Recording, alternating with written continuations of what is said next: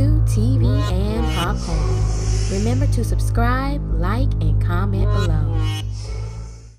Hi everybody, it is Monica here from TV and Popcorn, and woo! I want to talk about the How to Get Away with Murder fall finale, which was titled I Want to Love You Until the Day I Die, Season 5, Episode 8. If you have not seen it, this is going to be all out spoilers, so I recommend you move on along, go ahead and watch the show, and then come back and let's talk, because wow. First of all, let me say this. When it comes down to How to Get Away with Murder, to me, this season, Season 5, is by far one of the best seasons in this series altogether. Like, I've been on the edge of my seat. The twists, the turns, the way each part kind of lines up with each other, and now we know what's going on, but the way they made it look initially is nothing like it looked before. It's just insane. So I really did enjoy this particular finale, fall finale for How to Get Away with Murder. So let's talk real quick. We know now, spoiler. If you haven't seen it, go back, watch it, come back, okay? Gabriel is Sam's son. We know this now, and shout out to all of the fans out there who's called this from maybe the past 2 episodes. We've been trying to figure out who Gabriel was, and let me tell you, I would have missed that marker. I really did not think he was Sam's son, and then I heard about the adoption in episode 7, and I'm thinking, did Annalise have a son with someone else? Is something coming back from her past? And then I thought, here's where my theory was coming in. I thought that Gabriel was maybe a son from someone on a previous case that Annalise had, because Frank referenced him as Annalise's worst nightmare, but I didn't quite understand why. What could be so, rough that he would be her worst nightmare? So I'm thinking, okay, maybe a previous case.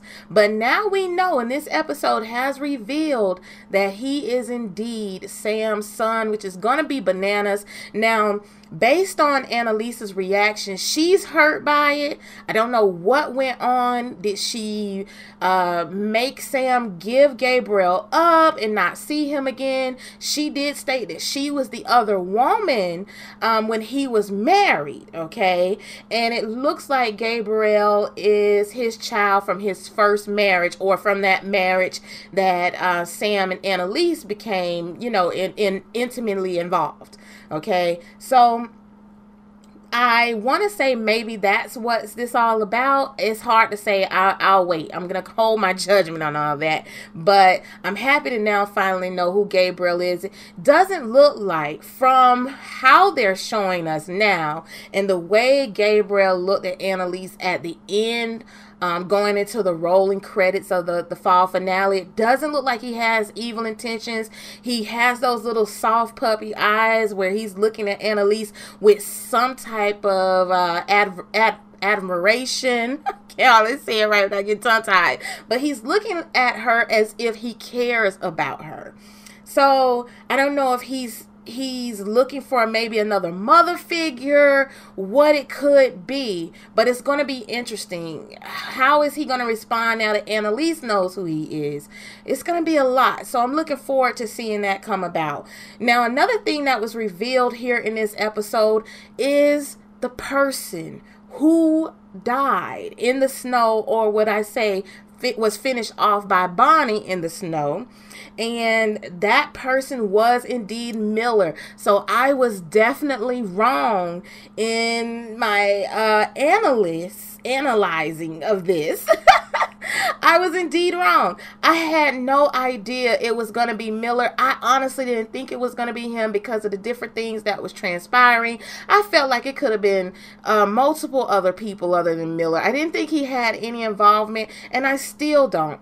Based on his reaction to Bonnie and Nate accusing him of tipping off the warden and him killing Nathaniel Leahy, which is Nate's father, he really looked like he felt bad, and he was sincerely hurt by the fact that they would think that he would have Nate's father killed.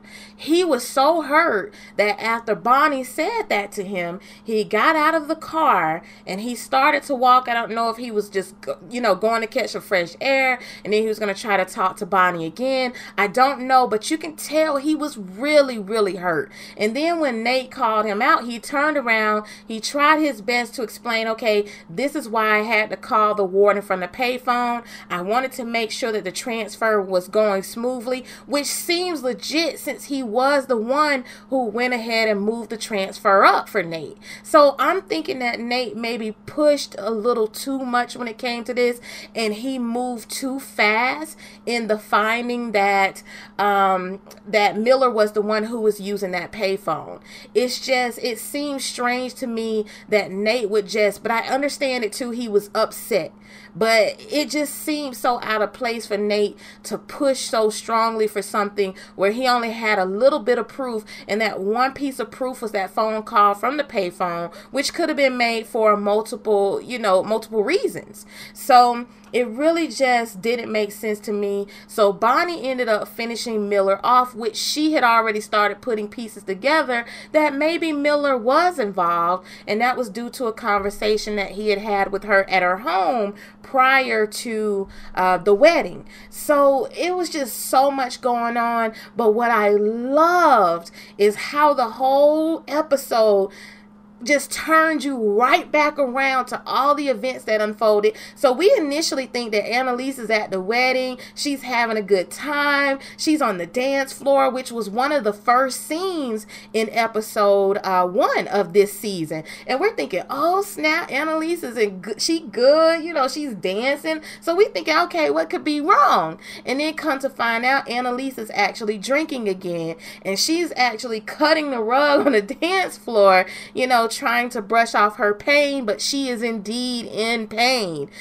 She's hurt by different things that's going on. Nathaniel Leahy, she didn't quite know about Gabriel at the time, but as soon as Frank revealed it to her, this is the reason why she's headed to her apartment. She falls out on the floor and she's crying and enraged because she now understands who Gabriel is. And of course, we're probably going to get plenty of information about him, hopefully, when the season 5 returns after the fall. So we'll see how that goes. But it was so amazing how all of those different events just spun back around full circle, and then we understand, okay, that's why they were acting like this. And so Oliver was missing because his dad called him, and his dad was FaceTiming him. And so then he walks back in and he sings this beautiful song, and it's just a nice event for the guys at their reception.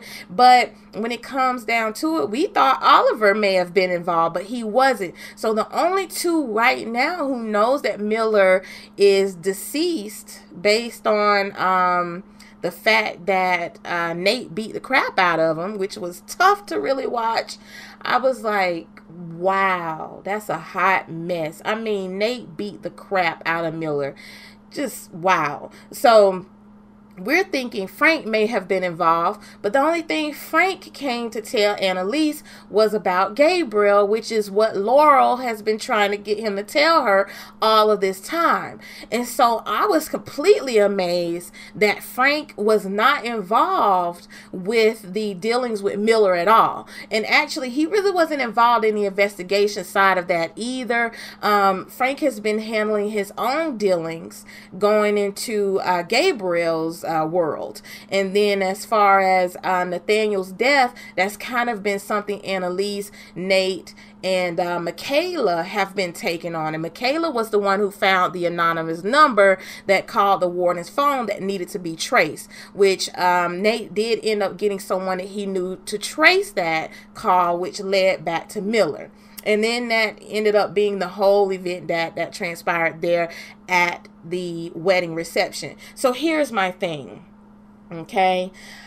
When it comes down to this murder, Bonnie was already upset with Nate for digging into her past with her son, and then she had to end up going and seeing about what happened to maybe her son after her sister took him, all kinds of crazy stuff. So Nate was digging in Bonnie's past, which really made Bonnie upset. She wished he had just destroyed the file and not have brought that back onto her, because she had really had let go of all of it. She didn't know a lot of the things was going on. And so I feel like I get some type of indication from this that Miller was not involved, and the fact that Nate found the ring that he was going to use to propose to Bonnie, I wonder if that's going to come back up later on. And once Miller's name is cleared, and that's, I'm thinking, guys, that he is really innocent. So if his name is cleared, how is Bonnie going to feel about that, and will it completely affect her relationship with Nate later on down the line? Will they even have a relationship after that? Because I don't see this going well between the two of them. She did help him out, but Bonnie is a very much so in the moment emotional type of girl. So I don't know if it's going to work out once she really finds out that Miller was innocent. And the fact that she was the one who smothered him, you know, and actually killed him, I don't know if he would have survived from his wounds or not. You could tell that she may have done it because of her love for Nate. Maybe she felt bad for Nate. Maybe she felt some type of responsibility because she thinks that Miller deceived her. You know, it could be a whole lot of things, but I'm really feeling like their relationship is going to be in a little bit more turmoil later on down the line. Now, Annalise does not know what happened to Miller whatsoever. There's a lot of people right now who's usually involved in cover-ups who's not at this point. It's only 2 people, which is very shocking. And so it's good that Bonnie didn't tell Michaela. I hope that they can keep the Keating clan out of this for now. Let's see how it goes. Are they going to start figuring things out? Is Connor and Oliver going to move on and maybe just go ahead and finish school and, you know, move ahead in their lives? How is this going to affect everyone else? Who's going to get involved? Who's going to stay out of it? That's what I really want to know. So you guys, this is what I want from you all. Give me a thumbs up. Make sure you subscribe. Click the notification bell, because I want you to chime in on my next videos as this series plays out here, season 5 for How to Get Away with Murder. Also, I want you to comment in the comment section below. Tell me, what did you think about the fall finale of How to Get Away with Murder? How do you feel about this season? I personally feel like it's the best season of the whole series right now. I've really been on edge. I can honestly say this has been a great show, but this season, the writing, the puzzle, everything being put together, nothing means what it seems. It's crazy. So I've really enjoyed watching it. So I want to hear your thoughts, so make sure you drop me a comment in the comment section below. And I've had a blast just recapping this a little bit with you guys. Once again, this is Monica from TV and Popcorn. I'll be looking out for those comments, and we'll chat soon. You guys take care.